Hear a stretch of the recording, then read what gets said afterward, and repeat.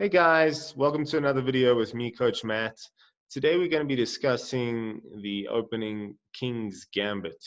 More importantly, we're going to be discussing how to play against the King's Gambit primarily, but we'll also discuss some options to play the King's Gambit with the white pieces. Let's get into it. All right, guys. So the King's Gambit essentially is e4, e5, and f4. This makes up the King's Gambit. The sacrificing of this f4 pawn is what the Gambit is all about. So whenever you see an opening where they're talking about a Gambit, just know that they're sacrificing a pawn. Generally, that pawn is sacrificed for two major reasons: either advantage in development or attacking advantage, or sometimes both. So in this case, it's all about the center, and a lot of the times it is about controlling the center. So if I take this pawn with black, I now lose control of the center, which allows white full control of the center. Just to digress slightly, we've seen this very similar example in d4, d5, c4. The Queen's Gambit, this one, obviously the Queen's pawn, and this time white opting to give away the c pawn here. D takes c allows white to take full control of the center, and with the aim of then retrieving the pawn at a later stage. And then if they get this pawn back, you've got to say to yourself, hey, surely this position is good for white because they managed to get full control of the center and win the pawn back. That was the Queen's Gambit, and that we have discussed before. Today's discussion, more of the Queen's Gambit, a little bit more of a risky opening for white. I probably wouldn't recommend it as from white's perspective. That's why we're discussing it from black's point of view today. But like I said, we will touch on what you need to do if you're going to play this opening with the white pieces. So e takes f, immediately going d4 is just not possible for white, as there is this queen h4 move, an incredibly powerful and disruptive move for the white pieces. Normally, you've got g3. It almost always is the standard response against any attacks along this diagonal. But now g3 failing miserably through f takes g here. And this is big problems for the white king.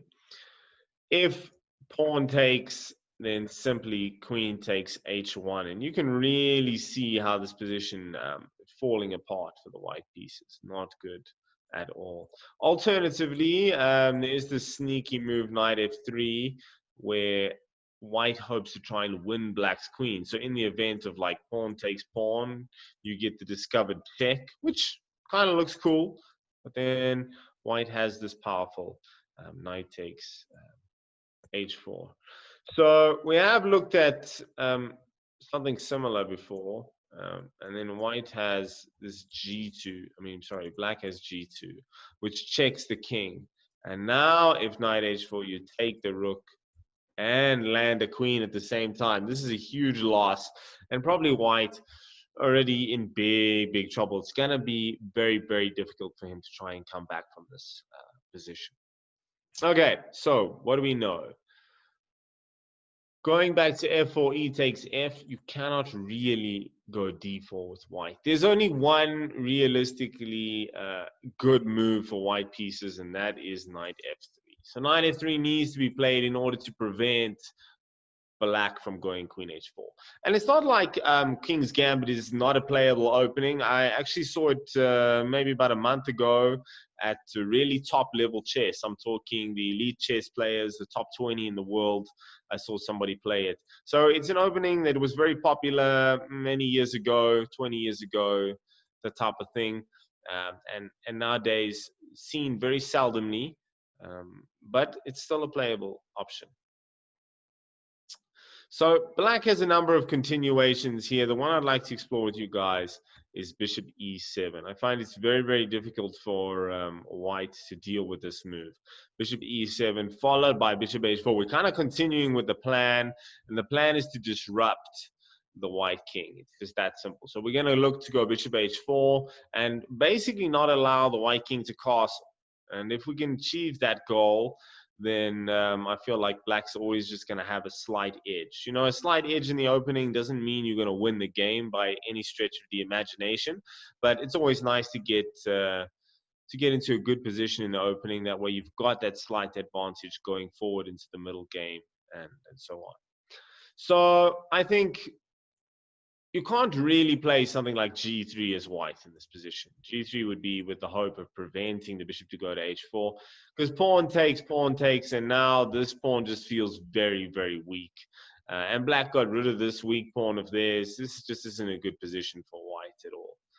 I think black would just develop the pieces, develop the knight, develop the pawn, develop the bishop, and very, very plain sailing for the black pieces.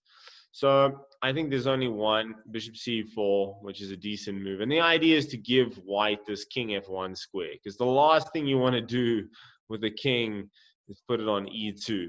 This is a horrible square for the king, because the bishop can sit here. You're blocking your own development. It's a really uncomfortable position to find yourself in.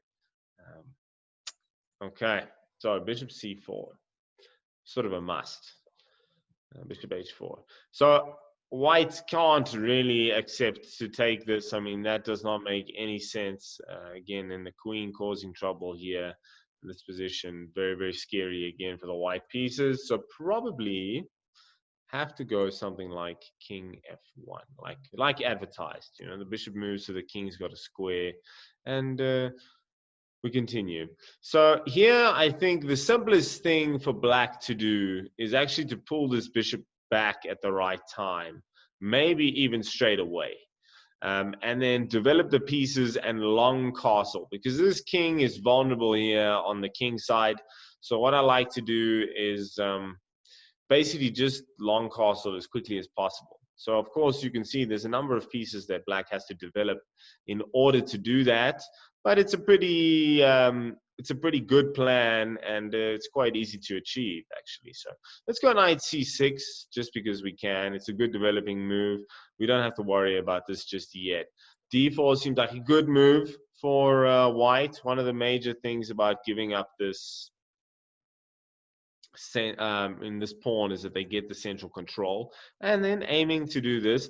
So we could get desperate and go g5. It feels like an unnatural move. Maybe I'll let them have this pawn back. We can actually have it. d6 is fine. So bishop takes f4, bishop g4. That's going to be okay. Again, the pin, we've spoken about this before. The bishop loves this square, bottom line. Knight here. So I need to move this queen in order to long castle. One of the only times I've really spoken to you guys about supporting the long castles move, because I think it shouldn't be done a lot. You know, you've got to choose your times where you're going to long castle, and this is one of the stages. So I'd love to just move queen here. Maybe I can actually. I'm thinking about it. Yeah, let's go for it.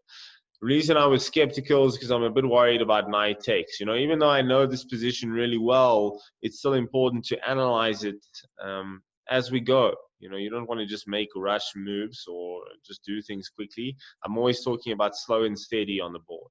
And you guys just got to make sure that you check each move carefully. Don't just rush into things. Let's say h3 looks a little bit risky, but seems fine. I think the white's hope would be to get rid of this bishop so that they can take h4. I think you can probably just grab this. Queen takes looks a little sketchy because maybe knight takes d4 is a problem. And you see how you've got to just weigh it up every single move. Let's go pawn takes here, and now this allows, finally, we can long castle. The last piece of our development is probably knight e7. I was debating whether or not we should go e7 or f6. It depends. And then we'll start to attack on the king side. So let's say, queen e2. You've got to watch this pawn. Let's say white plays this move, which I don't know is so good. It blocks the bishop in knight e5. And the point for black now is maybe just to play f5, develop the knight, maybe put a rook here, and start to cause some nice trouble. I think if anybody finds themselves in this position, they will be pretty happy. Let's go back and just make sure that we summarize the most important points so that you guys lock this into the brain. So what have we learned here? We talked about King's Gambit. We talk about taking the pawn with the idea of Queen H4 being an important threat. Knight F3 is a good move. And like I said, if you're going to look at this ever for white, you must play the Knight F3, Bishop C4 variation. It's just a must. Otherwise, Queen H4 just crushes white.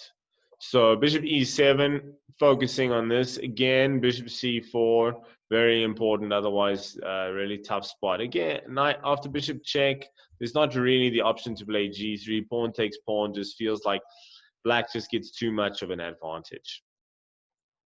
And after King F1, our plan is simple. We've got our 3 pieces that we need to develop in order to long castle and make sure that we look after our position, and then we can attack this vulnerable king on the F-file who hasn't been able to castle and hasn't been able to find his way to safety. Guys, please revise this video a couple times and make sure that this information gets locked into the brain. Okay, then we've got another nice little opening weapon available if somebody chooses to play this opening against us. Guys, I hope you enjoyed this video. Please take care, and until next time, goodbye.